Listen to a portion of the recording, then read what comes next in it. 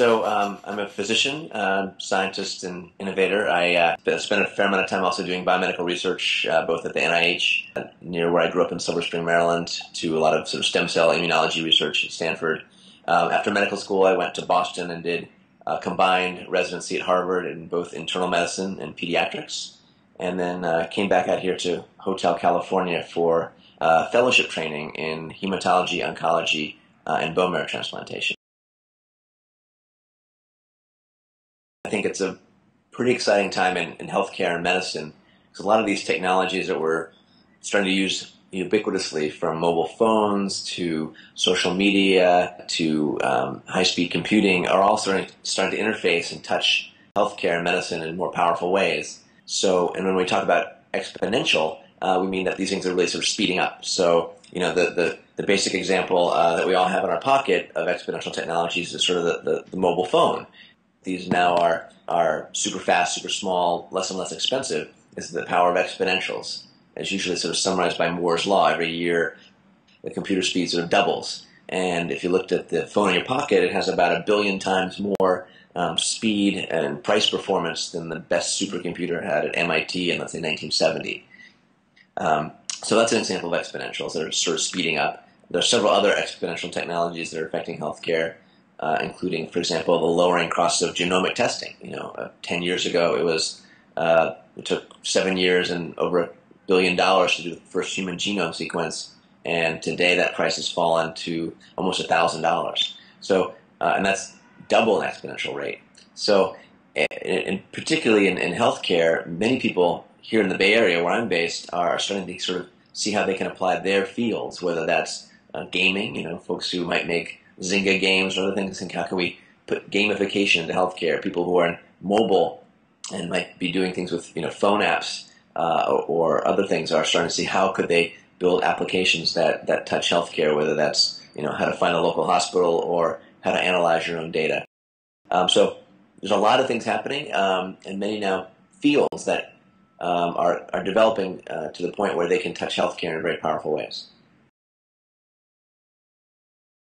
The phone is really becoming a mobile health platform. It's already sort of happened in some parts of the world, like in Africa, where there's really a lot of infrastructure, and the Gates Foundation and others have done a lot of work to use pretty basic smartphones, or not even smartphones, with SMS technology to change how healthcare is delivered in rural areas. And by the way, the bottom billion are all now starting to get $80 smartphones. So it's going to change the pace of health and medicine in those areas. And some of those new evolutions and technologies and innovations are actually going to happen overseas in places where they don't have the infrastructure we have and are going to come back here to the United States, for example, as opposed to the other way around. But the 4S, not only are you going to add other layers of complexity like the AI or artificial intelligence system, sort of that they call Siri, that alone can become, the demonstration is to do your scheduling and reminders and send texts. But what can happen with artificial intelligence is it can become almost like a health coach and be watching your activities. Your phone is with you 24/7. It's going to know if you stopped by the McDonald's or not. It might know when you went running. It might be tracking through apps like Runkeeper or your Nike Plus, what your physical activity might be. There's an increasing ability to connect health-related devices to mobile phones, like a glucometer that measures blood glucose if you're diabetic, or apps that can measure sleep with attachments. I mean, I have sitting next to me the new iPhone-enabled Zeo. So this is something you can wear at night, and it'll track your sleep. So that's the world of quantified self, sort of devices that, again, can measure my sleep, and there are apps for that. I can show you, this sort of the concept that the phone may become almost a tricorder type device. And I'm actually advising the X Prize on building a prize around the tricorder, which may sort of live in a phone and have multiple attachments, for example, that enable both a patient or a healthcare provider to do better diagnostics. Talking about the phone as a mobile health platform, I actually have my little iPhone 4 here, and I'll show you an example of an application, some hardware that connects, that's not really out yet. It's part of a clinical trial, but this is called a live core. Let's see if if it shines up here.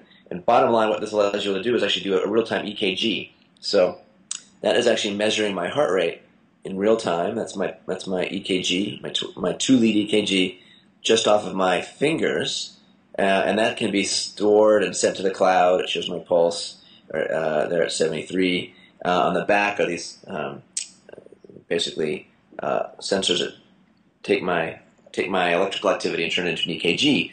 Now that's particularly powerful potentially if I'm a cardiac patient and I'm having symptoms that might be sent to my cardiologist, instantly. That's just one example of technology that's cheap. This case probably costs less than $20 that can connect to a mobile device and provide pretty high-level medical information.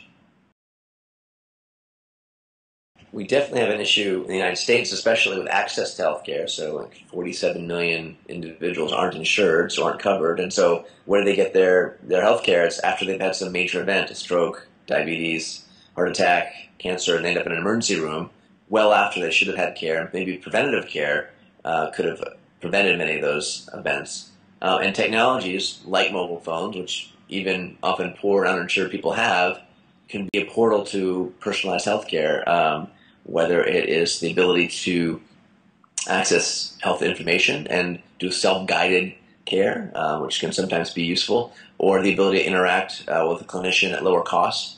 The era of using Skype, like we're speaking on now, as a telepresence platform, can enable better access to care for those who can't, get to a doctor or are in rural areas, maybe can't afford a full-on visit. So several companies are building up applications that enable even the doctors to be paid at lower cost than going to the office. So I think the ability to use smart technology has the potential to open up access to healthcare, and even at lower costs. Medicare, which is the largest payer in the United States, is actually their new mantra is better care at lower cost, and they have a big focus on how can technology do that.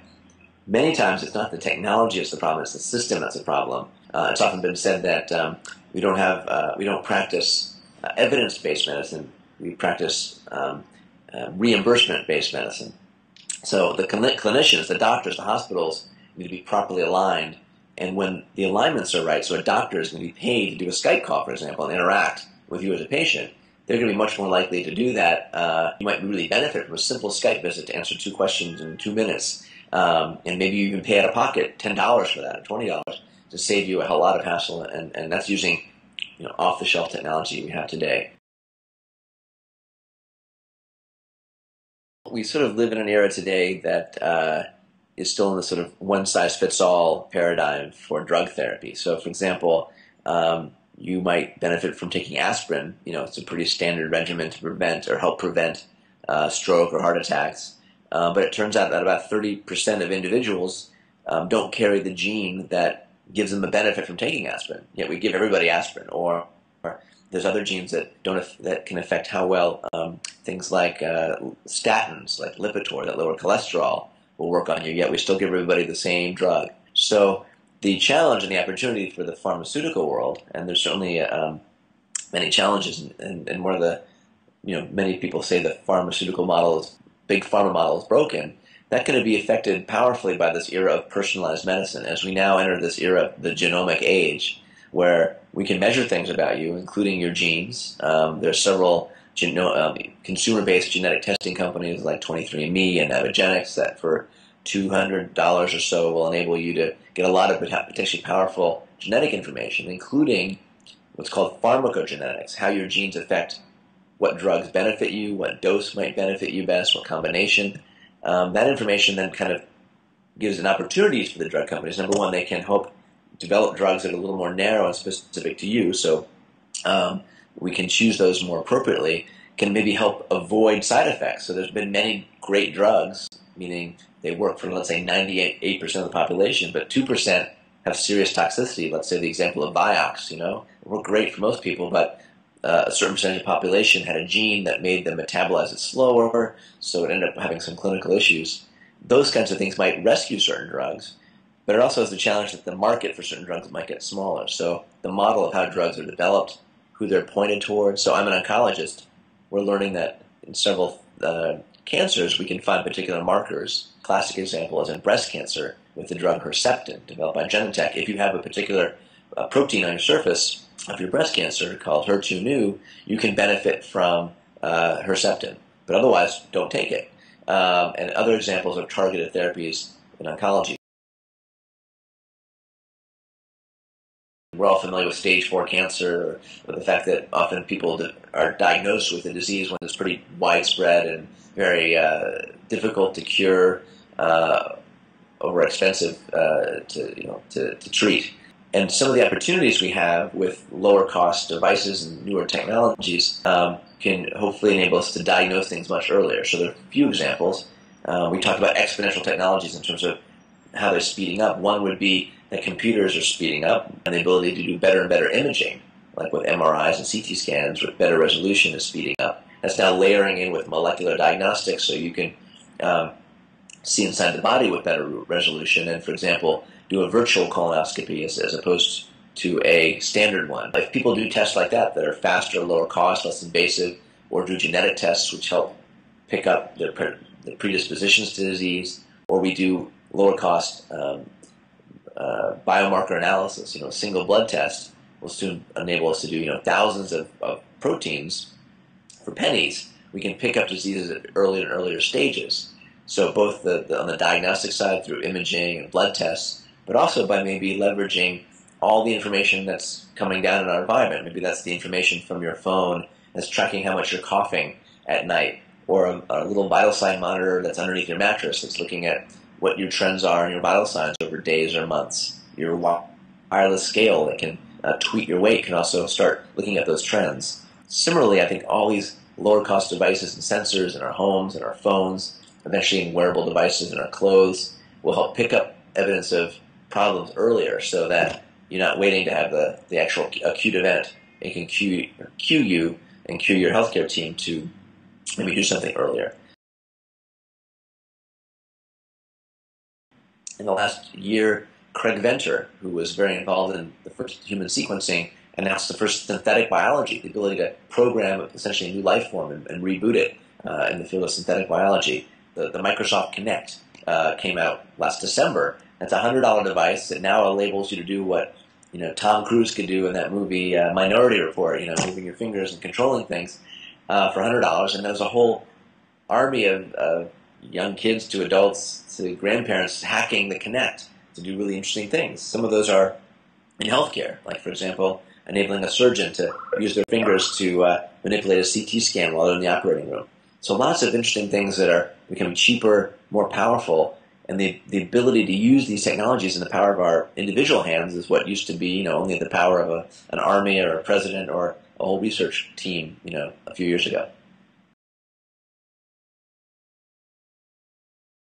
I think there's an interesting opportunity with food and beverages, this era of sort of nutraceuticals. If you understand your physiology better and you have your low-cost genetic analysis and you know what you're predisposed to, maybe you can start to optimize your preventative regimen. Some of that should be what you're taking every day. So I know some beverage companies started thinking about putting in vitamins into their soda because people were mostly drinking caffeinated diet sodas and found that maybe they benefit from getting some supplements in there. Obviously, there's a huge explosion of companies making sort of water that they claim is healthy with a few additives. I think there's an opportunity to get more powerful in that space and start building breakfast bars that are individualized to you and maybe have the vitamins that you need personalized to you. So you're building custom shoes and ordering your cars online. Why not start ordering custom beverages?